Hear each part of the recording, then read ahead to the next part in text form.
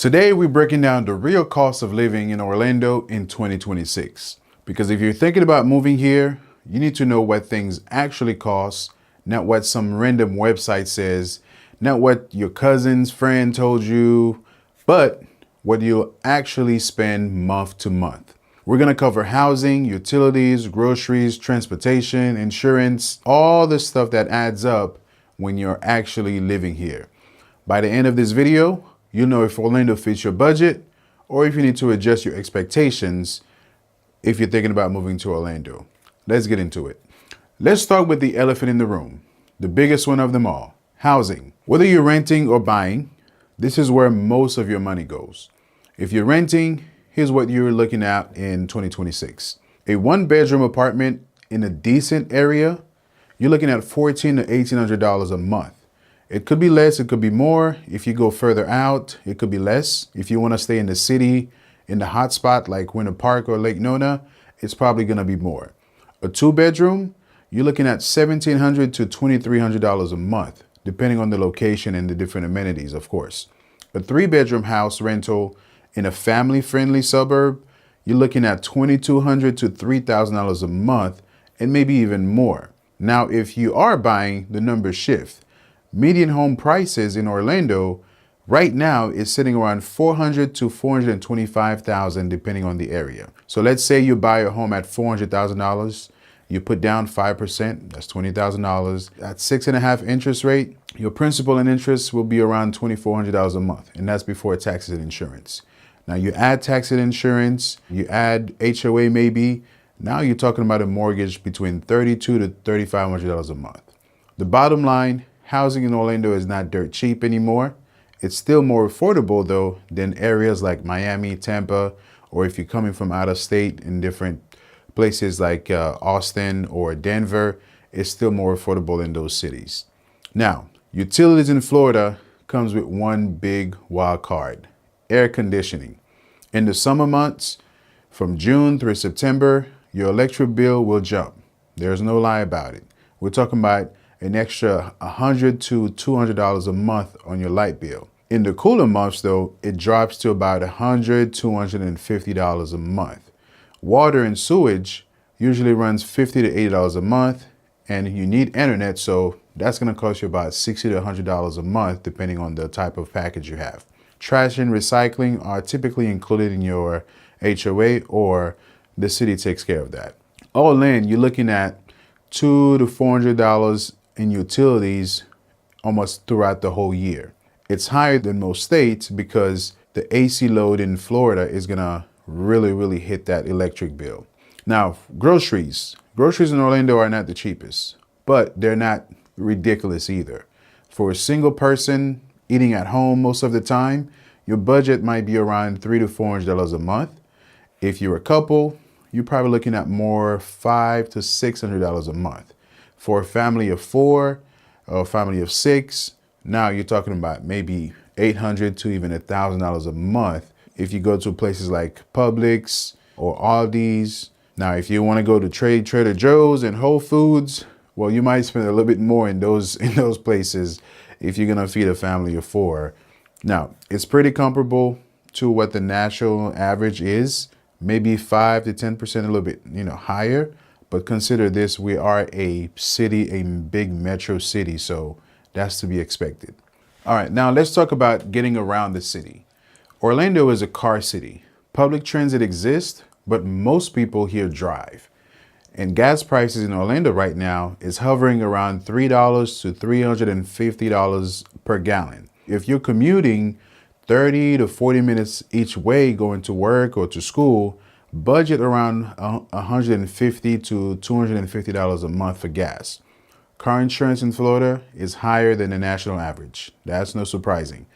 And you're looking at between $150 to $200 a month for full coverage, depending on your car, the age, of course, and your driving record and your age. As far as car payment, that's on you, but the average new car payment in the US right now is around $550 to $700 a month. So used cars are obviously way less than that. So all in all, for transportation, gas, insurance, car payment, maintenance, you probably want to budget around $800 to $1,200 a month for transportation. Now, there are toll roads in Orlando, so if you live there, you might want to budget about $100 a month for the tolls if you're gonna take toll roads to go to and from work, job, school, all of that. Homeowners insurance in Florida is expensive. You're paying $3,000 to $6,000 a year depending on the size of your home, the value, the location. That's a lot. And if you're in a condo, your HOA might cover those things, but you still pay some type of insurance fees if you're in a condo. So insurance is one of the biggest sticker shocks for most people when they move to Florida because it tends to be a little bit higher than wherever they came from. If you've got kids, now this one matters. Childcare. Daycare in Orlando for an infant runs between $1,000 to $1,400 a month. Toddlers are a bit less, $900 to $1,200 a month. And preschool programs vary. You're looking at $600 to $1,000 a month, depending on the program. Public schools are free, of course, but if you go private, tuition ranges from $8,000 to $20,000 a year, depending on the school. Childcare is expensive everywhere, and Orlando is no exception. If you've got multiple kids, this is a huge line item you want to consider in your budget. It's almost like a second mortgage. One of the perks of living in Orlando is that there's always something to do. But that can add up if you're not careful. Dinner for two at a mid-range restaurant will cost you between $50 to $80 without drinks. A night out with drinks, easily $100 to $140. Theme park annual passes. If you're a family of four, you're looking at $2,000 to $4,000 a year, depending on which parks and which tiers of passes you get. But here's the thing, you don't have to spend money to enjoy Orlando. There are free parks, the lakes, trails, festivals, and events that's happening around the city all year. And it's easy to rack up entertainment costs if you're not intentional. So look out for those free events that's happening almost every weekend somewhere around the city. Here's where Orlando gets a huge plus, and that's no state income tax. If you're making $80,000 a year, that's an extra $5,000 to $8,000 in your pocket compared to living in a state like New York, California, or even Illinois. On top of that, the sales tax in Orlando is around 6.5% to 7%, which is pretty average. And then when you get to property taxes, that's around 1% to 2% of your home's value on an annual basis. So, for example, a $400,000 home, taxes will be around $4,000 to almost $5,000 a year.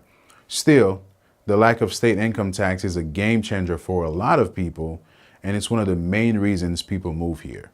Now, let's put it all together. Here's what a realistic monthly budget looks like for different situations in Orlando in 2026. If you're a single person, you have rent, that's $1,600. Utilities, that's $200. Groceries, that's $350. Transportation, that's $400 if you don't have a car payment. Insurance, you're looking at $175. Entertainment, that's $300. In total, you're looking at about $3,025 a month, or about $36,300 a year. If you're a couple and you're renting, your rent is $2,000 a month. Utilities is $250 a month. Groceries is $600. Transportation is $700. Insurance, you're looking at about $350. Entertainment, about $500. That's a total of $4,400 a month for a couple if you're renting.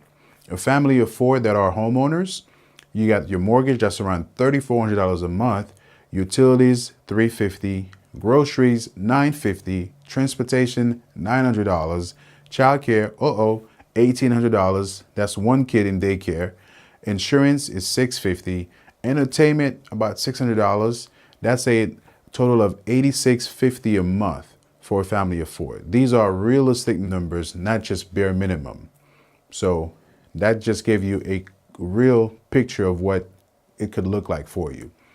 So here's the real question. Is Orlando affordable? Well, it depends on what you're comparing it to.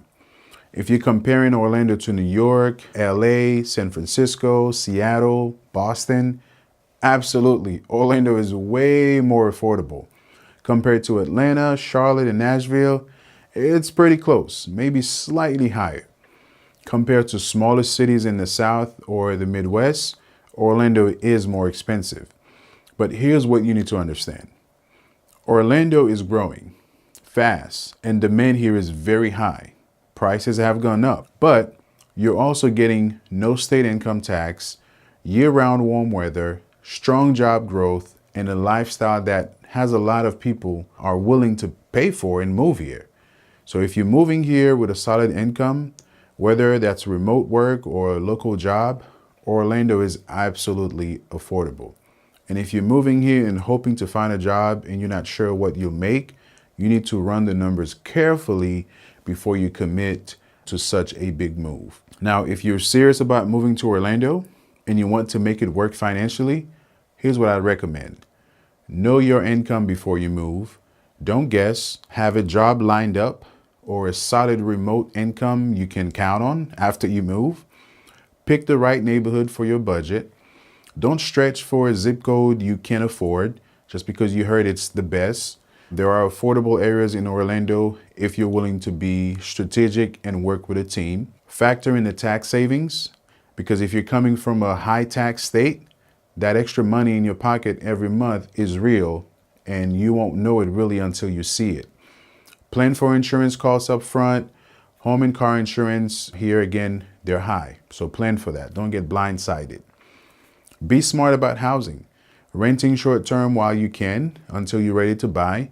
And if you're staying here long term, of course, buying is the option for you to build equity.